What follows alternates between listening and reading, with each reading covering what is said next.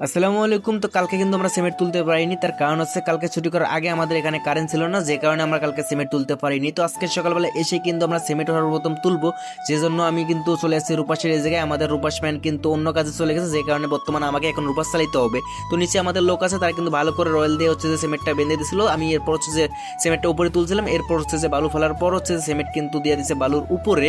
তো এরপর হচ্ছে যে আমাদের হেল্পাররা কিন্তু মশলা বানা শুরু করে দিয়ে অলরেডি, তোমরা তো দেখতেই পাচ্ছ স্ক্রিনে। আমাদের আগের বালু ছিল এই জায়গায়, যে কারণে আজকে বালু তোলা লাগে নাই, এবং আমাদের আজকে কিন্তু মাছার কাজ শেষ হয়ে যাবে। এরপর হচ্ছে কিন্তু আমরা মাছা ভেঙে নিচে মাছা দেবো।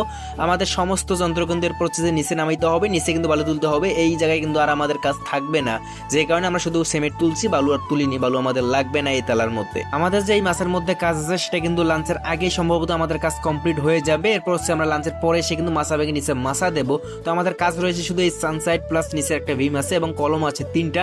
তো আমি সর্বপ্রথম হচ্ছে যে কলম করবো, এদিকে আমার ছোট ভাই প্লাস আরেকটা যে মিস্ত্রি আছে তারা এই স্ল্যাবগুলো করবে, প্লাস ভীম আছে ভীমের এবং আমার কলম, আমি যে কলমটা প্লাস্টার করতেছি তার ওই জায়গায় কিন্তু একটু গাঁথনি আছে, প্লাস এই পাশে কিন্তু সেম গাঁথনি আছে। তো তারা ওইগুলো প্লাস্টার করবে, আমি কলমগুলো প্লাস্টার করব। ভিডিওর মধ্যে কিন্তু চিপিং গুলো ভালো করে দেখা যাচ্ছে না, তোমরা আবার মনে করতে পারো যে আমরা চিপিং না করে প্লাস্টার করতেছি। আসলে না ভাই, চিপিং করছি কিন্তু ভালো করে হয়তো দেখা যাচ্ছে না। তার কারণ হচ্ছে আমাদের চিপিং বাসলে মুখগুলো একটু মোটা হয়ে গেছে, তো গ্যাডিং মেশিন দিয়ে কিন্তু ভালো করে ধার দিতে হবে, ভালো করে ঘষে নিলে হচ্ছে এরপর হচ্ছে যে আগের মতো কিন্তু চিপিং একদম স্পষ্ট দেখা যাবে। সকালবেলা এসে যে কলমটা প্লাস্টার শুরু করছিলাম ওইটা কিন্তু প্লাস্টার কমপ্লিট হয়ে গেল। তো সেম কিন্তু আরেকটা এর পাশেই ছিল, তো এই কলমটা কিন্তু প্লাস্টার শুরু করে দিচ্ছি, তোমরা তো দেখতেই পাচ্ছ।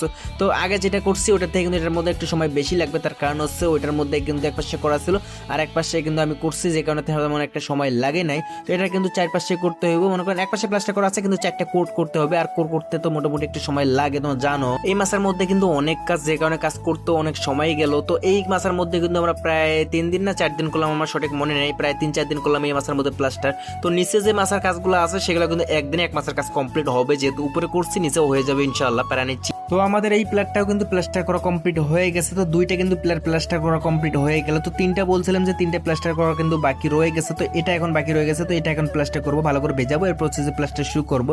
তো অল্প কিছুক্ষণের মধ্যে কিন্তু এটাও কিন্তু প্লাস্টার করা কমপ্লিট হয়ে গেছে। তো এখন আমি যাবো ওই পাশে গিয়ে হচ্ছে যে মাছা ভাঙা শুরু করবো। তো মাছা ভাঙার আগে হচ্ছে যে সামনে কিন্তু একটা করে পাইপ দিতে হবে, তো সেই পাইপগুলো ভালো করে ক্ল্যাম্প দিয়ে লাগাবো, এরপর হচ্ছে যে কিন্তু মাছা ভেঙে নিচে মাছা দেবো। তো ওদের কিন্তু ওই কাজটাও কিন্তু কমপ্লিট হয়ে গেছিল, তাদের কিন্তু একটা ভীম কিন্তু প্লাস্টার করা বাকি রয়ে গেছিল আমি যখন নিচে নামছিলাম। তো এই কাজগুলো করতে তাদের কিন্তু ভীমটাও কিন্তু প্লাস্টার করা হয়ে গেছে। এরপর হচ্ছে যে আমরা সবাই মিলে কিন্তু মাছা ভেঙে নিচে মাছা দিছি, তোমরা তো দেখতেই পাচ্ছ কত সুন্দর করে মাছা দিছি। মাছাটা কিন্তু মোটামুটি অনেকটাই বড়। তো আমাদের যে জায়গায় মশলা তৈরি করবে আমাদের হেল্পাররা, সে জায়গায় কিন্তু ভালো করে পরিষ্কার করলো। এরপর হচ্ছে যে নিচে গেছিলাম, নিচে গিয়ে কিন্তু অনেক বালু তুলছি। এই বালু দিয়ে কিন্তু কালকে প্লাস পরশু দিনে কিন্তু আমরা প্লাস্টার করতে পারবো, কোনো প্যারা নাই। তো সিমেন্ট যেগুলো তুলছি সেগুলো দিয়ে কিন্তু 2 দিন মনে করেন যে আমরা কাজ করতে পারবো রিল্যাক্সে।